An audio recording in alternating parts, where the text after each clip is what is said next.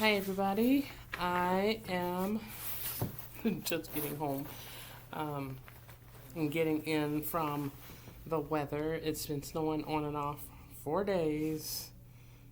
several days, on and off, on and off, on and off snow, which we had a winter weather advisory here in Minnesota last week. And now I have just received a message about another pending storm. And it's funny, when I received that message,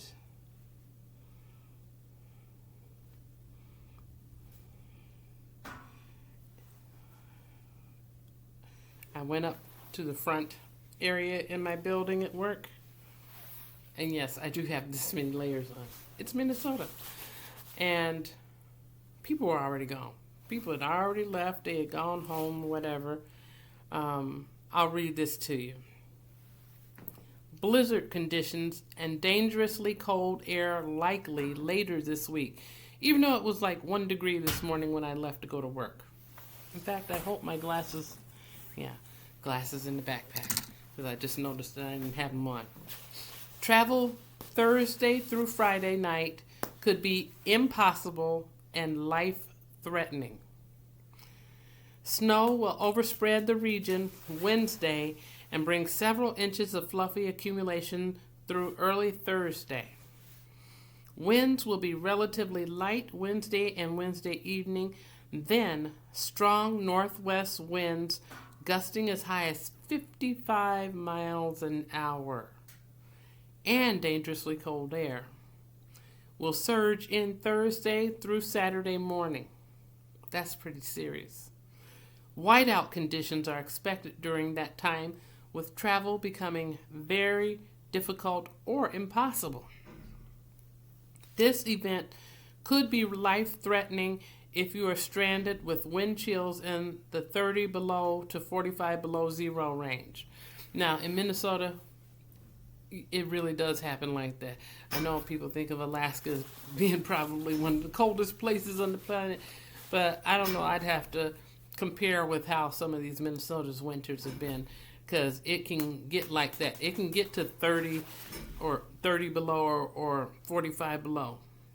That's why this is a place where you layer, not just land at 10,000 lakes, and actually there's more than 10,000, but it can get ridiculously cold. Anyway, travel plans for late this week should be adjusted now. In addition, heavy snow remaining on trees from the last storm and strong winds arriving this week could result in tree damage and power outages as temperatures drop below zero. You hear that? Power outages. A winter storm watch is in effect from Wednesday through late Friday night for all of central and southern Minnesota and west central Wisconsin. A wind chill watch is in effect Thursday through Saturday morning for southern and western Minnesota. Now, like I said, we have some crazy weather in Minnesota. Believe it or not, I had a necklace on earlier, and it broke in the middle of me trying to scrape snow and ice and everything off my car again. That's one of the things about living out here. When you have a vehicle, your vehicle got to be prepped, just like you got to be prepped if you need a to-go bag. Got my to-go bag, which if you've watched me for a few years, I had to use that during the riots. I adjusted through the year according to what's needed at different times of the year. But even though I have that to-go bag that stays here at home, I have another bag that I carry with me every day. That's my everyday carry. Some people call it the EDC. That's my everyday carry. But aside from having my own needs in that bag, I also carry other stuff because there's a lot of homeless everywhere. I mean, and you can watch channels that talk about the severe homelessness and California and Skid Row and all this stuff. I'm in Minnesota. There's a lot of homeless everywhere. And people can say, oh, put them in the shelter. There's not enough shelter space to hold the capacity of the homeless that are here. Even here in the Twin Cities area. People are sleeping under bridges, sleeping next to the railroad tracks. They'll sleep right outside somebody's front door, just right there, if they can. They'll pitch a tent anywhere. They used to pitch them in the park right here by where I live, like literally right there. You know, some public official gave out a bunch of tents. People took those tents because they had already lost their housing. And all of this rigmarole was going on during the time when we had the crisis with Mr. Floyd and all the protests and the fires and everything. And we also had the Rona. So we had two things going on at the same time. And people were trying to survive. And a lot of people were living on the streets, sleeping in their tents. Some people don't have tents. Some people are just sleeping under bridges or by the train or the light rail station or whatever, getting whatever's clever, staying wherever they can. You know, if there's an overnight bus, then they may buy the all-day pass if they panhandle and get enough money to do that or happen to have enough cash for that. And they get on that bus and get that one transfer and go park themselves in the back of the bus. And if they're smart, they have a second person with them, but not everybody does. The person might sleep all the way one direction, get to the end of the line, then they take turns. The other person sleep while the other person stay awake. People do all kinds of things and become really creative to survive in these temperatures because they're very unforgiving here. So, like I said, you know, Minnesota, anybody can get food pretty much here. Even though it's a food desert, like in my area, as far as you have to go a mile or more to get to where there is affordable, good quality food. That's what I call food desert. And that's especially the situation around where I work. But there's a lot of people from many different cultures and backgrounds, different ages, races, religions, everything that are living in that area, just as they are here. It's kind of like the melting pot. Minnesota is really like the melting pot.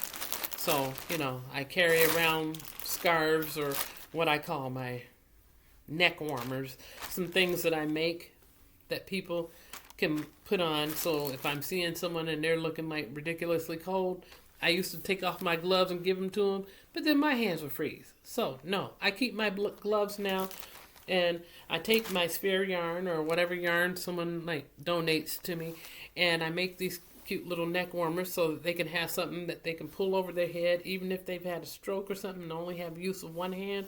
With one hand, you can pull it over your head, keep your neck warm. You can stretch it out so it covers your face and your neck. You can get all creative in all different kinds of ways. So I carry these things around with me in my everyday carry backpack that has my flashlight and my tools and all my important stuff. And then I also have socks, because oftentimes when people are homeless, one thing that they really like is that they could have a nice pair of socks or undies. I can't provide all your undies, but I can give you something to keep your face and your neck warm, and a pair of socks, which can be used on your feet if your feet ended up getting wet for some reason, which happens a lot with all the wet snow. Sometimes the snow is wet here, sometimes it's really dry. Or it can be used in another way as a glove to keep hands warm. So, like a mitten more or less. But, you know, part of my everyday carry that I share with others out in the community. And of course, you know, I have a bunch of New Testaments, and I'm not trying to force God on anybody, but I do know that He is able to make a way out of no way for a lot of situations. And sometimes I might give like gloves, like this one that I'm working on now has a pair of gardening gloves in it, and I'm not going for broke in all that I do, because first you have to sweep around your own back door before you can sweep around somebody else's. Meaning I have to take care of myself, my family, and then spread out to the broader community as I see needs, and I'm able to do that. But anyway, they're talking about the high damaging winds. At the beginning of this video, I already said that it was 1 degree this morning when I got up and left home to go to work. And yesterday, it was -2 in the morning. It is what it is. I chose to live here and I'm still here, but I'm telling you, there's days when that weather really kicks my butt. But one of the things that I have to do is, like I said about having, my bag my everyday carry bag, and I have my get home bag, or my get out of Dodge bag or whatever, my prepped bag for if I have to take off like I did during the riots a couple of years ago. I also have things prepared in my vehicle in case I get stuck somewhere. Because if you got snow, you got visible ice, you got black ice, blizzard temperatures, you got people getting stuck, going on an incline and getting stuck. And all of a sudden, all the cars are coming backwards into each other. If you're stuck somewhere waiting for things to get better, if you feel like you're stranded, there's some things that you need to try to do. First of all, my dad always said, keep more than a quarter of a tank of gas in your car. And I know that things seem to be kind of hard right now because gas prices and everything, but they've gone down a little bit. So if you're able to keep more than a quarter tank in your car, I highly suggest you do that, because you don't want a fuel line freeze up. Now, I use this flex fuel vehicle, so I've been using the corn fuel, the E85, and it's worked very well for me. It's not available at every single gas station, so I'm mindful of when I get gas and to make sure that I fill it when I do, but it's more affordable than regular unleaded. So that's one thing, having gas in the car. Number 2, have some stuff in your trunk in case you get stuck somewhere, and it could be like everybody's blocked up on the highway or whatever. If you take the highway or whatever, and you're going to be sitting for a minute until some help comes. What kind of stuff should you have? A blanket or something would be a very smart thing to have. And if you know that you often ride with multiple people in your vehicle, try to have one for the front seat and the back seat maybe. Have something to cover yourself up with to stay warm. And I know that there's some YouTube commercials out there that talk about the space blanket and all that. Those things are kind of cool too. I kind of remember when they first came out in the 70s, but I'm not trying to date myself. But yeah, having something like that, having, some source of water, over time it's going to probably freeze up. But if you can have something with you so you can at least stay hydrated. Some form of nutrition, whether it be granola bars or little packets of honey to give you some energy, candy canes, whatever, at this time of the year, those things are plenteous this time of the year. And what's it going to hurt to have 1 or 2 of those stacked away, in your trunk?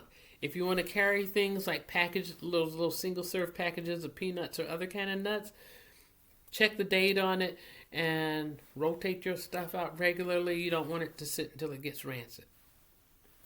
So, a small flashlight, having whatever tools or equipment that you might need if you end up having to change a tire, flat tire, or whatever the situation may be.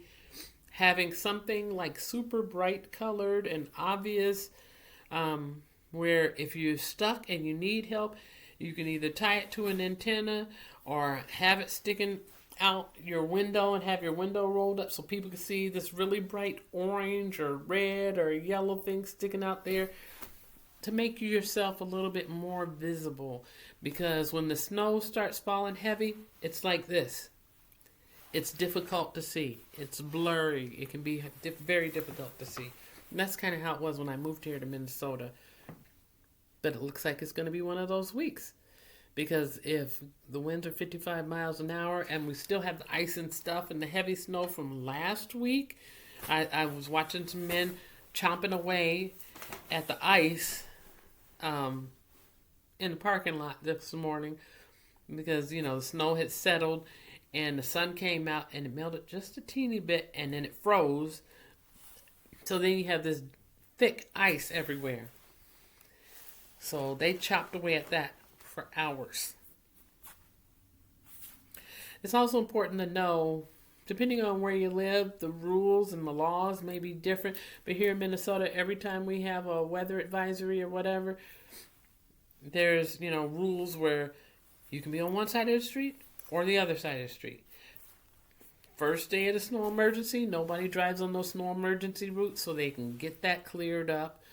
Second day, even side. Third day, odd side of the street, because we want to keep the flow of the traffic. We want people to keep moving. You want to make sure you have some boots or some sturdy footwear, nothing that's going to make you slip and fall. You may want to have cleats on those boots if you have them, on those boots or shoes. Having a walking stick. A lot of people in Minnesota do that in the winter to keep from breaking their necks, because even though that tall piece of wood looks like Aaron's rod, you can take that rubber piece off of the end and it has a metal tip on it that will help you have a firmer foundation so that you can have some support and not slip and fall and break your neck.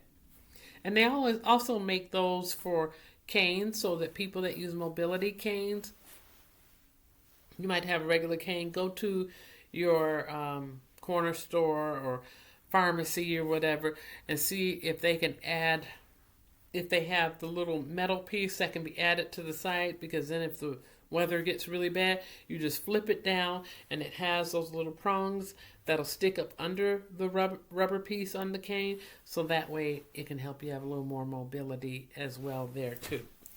Now, as far as possible power outages, like I was reading on that, don't forget to have a little cash put aside. Hopefully, if you're able to, put a little something aside and just don't mess with it.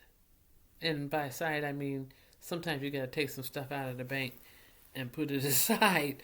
You can keep it in the bank if you want to, but I'm just telling you that when Hurricane Katrina happened many years ago, I went to the bank thinking, hey, that's way over there, a whole nother state.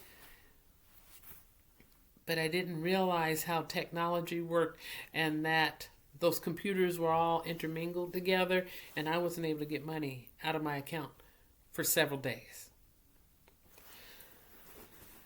Another thing you want to do, to be prepared for if the power goes out.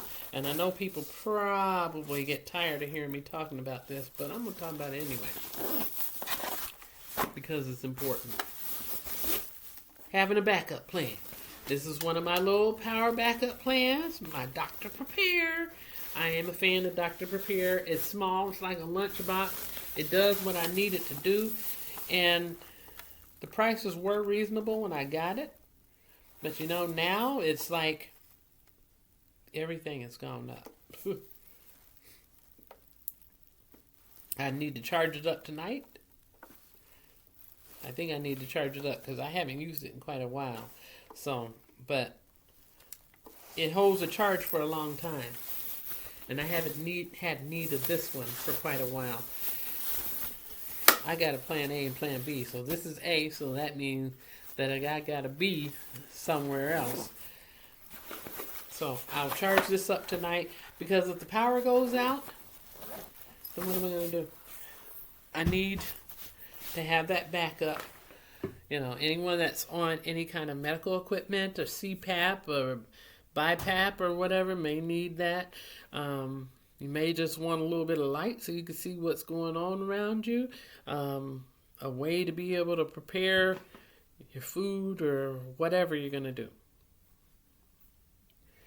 That I have, the two that I have are not strong enough to operate my refrigerator. I don't have the mega appliances. I can't afford those. Wish I could, but I can't. I'm sure they're probably good for somebody. But what I have will meet my need on the day-to-day basis and being able to get around. And I also have something that I can put up in the window. So to my solar panels, which I've done videos on a few times, so that I can get that energy, let it trickle down into my appliance, and if the outage goes more than a couple of days, I'm still covered in that way. As far as beds, having lots of covers for the beds is always good. I don't care if they're sleeping bags. I don't care if it's blankets, and I know I put blankets over all my chairs because I have a long-haired cat that likes to get comfortable, and I don't want my chairs covered with hair. But being able to have more that you can pile up on the bed is a big deal. If you know how to crochet or knit, get you some yarn and get busy. There's a lot of people that just giving away yarn because they just don't want to be bothered. Well, maybe it's time for you to be bothered and to work on some stuff. If you don't know how to knit, you got any old clothes that you can't fit anymore? Cut them out into a bunch of squares. Lay those squares all out. Measure it out so it's about the size of your bed, the length of your bed, and the width as much as you can. And get you a needle and some thread and start sewing. It's as easy as that. Sew and sew and sew until you get that one side done. Find you a big sheet or something to put for the other side, and then you can work that other side later. If you have a raggedy blanket or something that you want to throw in the middle of it, instead of throwing it away, use that as a middle layer so that you can get it done. You have something that will keep you warm and have you and your loved ones comfortable. When I was a little girl, there was a blizzard that happened, and I was living in Ohio then, and we didn't really know about blizzards. That just didn't happen all the time. I'm not saying that it didn't get cold. It don't get like Minnesota cold. But when that blizzard happened, and my family was all at home, and the college professor was there, who happened to be a teacher for some of my classes, because I had started some college classes at a younger age. And it was also my mother's friend. And he got snowed in with us. So we ended up all sitting in the living room on the floor with those old t-shirts and all that stuff that we really didn't care about, and needles and thread, and we sat around and we made a big old quilt, and we ended up laying in that middle of that floor on the rug, and we all got under that quilt and kept each other warm. Had a big pot in the kitchen, had one chicken, power had gone out. We had candles and that kind of stuff. You know, when you grow up half the time in the city and half the time in the country, you know about making sure you got some kind of light going on and that you got some food preserved. So, threw that chicken in the pot, had a couple of potatoes, threw them in the pot, a carrot, got an onion, throw that stuff in that pot. Threw all of that stuff together in that pot, turn it on low, let it cook, while we all sat in the living room, huddled up, looking through the window, seeing the snow get so high that the trees were leaning. But you know what? We survived. And we were warm and we had something to eat. We learned that there is unity in the community and that you have to work together to be able to survive. If you're trying to be the lone wolf, go on with your bad self, but you're going to find that it's tough. It's good to know other people and to be able to work together in that process. So, times aren't much different now from then. There's a lot more technology and whatnot, but if the power come out, you ain't going to be able to see this YouTube video. Let's keep it real.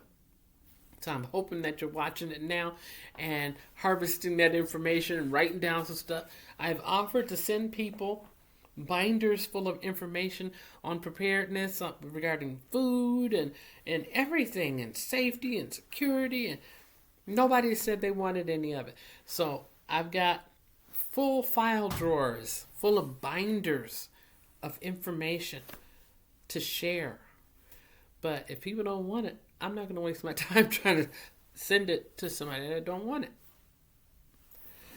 But I hope you know that there are a lot of channels out here on YouTube that really care.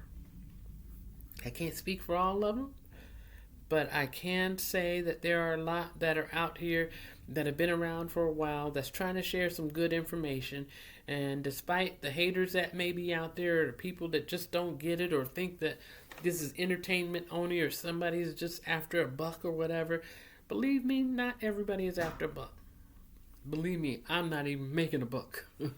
I am here because I'm sharing some of my knowledge in the hopes that it'll help you. In the hopes that we can all work together and survive the storms that come up. Because this is coming.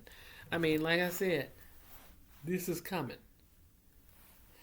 It's a very, very, very, very long message of mine. So, and this is for Minnesota, central and southern Minnesota, and west central Wisconsin. So, it's coming. Do you have food? I know people are get real comfortable on living in the day by day and just, I'm going to the store tomorrow, and then I'll go to the store again on Thursday, and then maybe Saturday I'll go to the store again.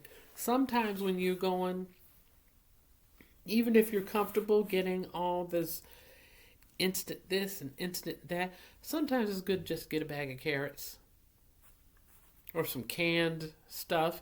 Even though no, canned food may not be the best thing on the planet for everybody, especially for people with CKD like me. But it's better than not having nothing. And if you can get some dried beans, grab you some dried beans, because I can tell you right now, well, at least in my area, the Dollar Tree, they do still have dried beans. Sometimes it's lentils, sometimes it's kidney beans, sometimes it's navy beans. Get what you can. And even if you don't know beans about beans, maybe it's time for you to learn. Because that can be sustenance for you. Because if the roads are so bad that the trucks can't get through, what are you going to do? We've already been told here that there is a shortage of mail carriers. And they've got signs up everywhere. They're trying to hire mail carriers. But people that are coming and applying for the jobs are not passing the drug test. So that means we have to wait longer for our mail to be delivered.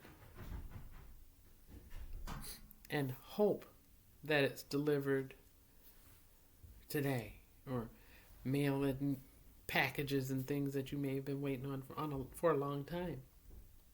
It's just a reality of the situation that we're living in right now. Have you dehydrated any food? Have you even given it a little bit of a try since I've been doing these videos? And I get it, not everybody has a food dehydrator. Some people have an air fryer, and if you have one of the nicer air fryers, there is a setting for dehydrating food. And if you could take like half what you have, like I was getting those wonderful boxes from Appetite for Change, Community Cooks Program, and I would take half of what I had and leave it fresh. The other half, I would sacrifice it, to save it and put it up for later so that I would still have it and be able to pinch off of that and have something to eat. Because if the stores run out of food or trucks are not able to get through or the power is out or whatever, I still need to eat. If it's dehydrated, my onions, my carrots, my kale, my collard greens, if those things are dehydrated, then I'm all good because I still have some things that I can eat. Because if the power goes out and your refrigerator goes bad, that stuff that's in there is only going to stay good for so long. And if you got people constantly opening it, wanting a little milk or whatever, what are you going to do? So that's kind of why I prepare. You know, I keep getting all these, I kept getting a lot of squash through the Appetites for Change Community Cooks program, and I appreciate it because squash is really healthy for me and my kidneys like that, and I don't have to feel bad about not having sweet potatoes because I got squash, a lot of squash. My health is improved overall. I've lost a lot of weight in a good, healthy way by moving my body more and eating the proper things and not being a fast fooder all the time. But you know, that one time here or there where I did try to sneak and have that fast food, my blood pressure went back up. Eyes were turning all red, and you know, it was like I'd gone for the wrong thing. My body was happy and rejoicing that it was having healthy food. My heart being better is huge. So, those are just a few things that I wanted to share with you. And I know when I say I'm only going to be on here for a minute, it's like half an hour's passed. Who wants to really watch this? But I'm just keeping it real and trying to be honest. And I'm hoping that you're safe wherever you are. Make sure that you're prepared for whatever comes up, because we don't know when the next shoe is going to drop. We don't know. And if you're able to get a slight warning of something that might be on the way, it's just like pulling up to that railroad tracks. You see that arm coming down and the lights are blinking and you hear that train whistle, woo woo, you know that the train is coming and that you have to be prepared to stop. So, prepare yourself for whatever's coming. All of my Minnesota peeps, I'd like to say, take care, be prepared, hope you're ready. Because weather is not going to stop for you. Not going to stop for any of us. Anyone else out there? North Carolina peeps? I know you just went through a bunch of power outages. You just went through people shooting at the power stations. Hello. What's that all about? Really? So, there's people without power that probably were not expecting that monkey wrench to be thrown in that way. But this is why we prepare. This is why I talk about this. So, cutting this off now, because here I go, talking too much. But thank you for being here with me. I hope that you'll give the video a thumbs up. I hope that you will subscribe if you haven't subscribed it. Share it with somebody else so people can get a little knowledge, know what's up, and get themselves ready for whatever's coming. Whether it's food related, health related, or just being protected or being prepared in your home. It's time. Time is out for waiting and hemming and hawing and not getting stuff done. It's just time to make things happen. So thank you for joining me, and I look forward to talking to you again soon.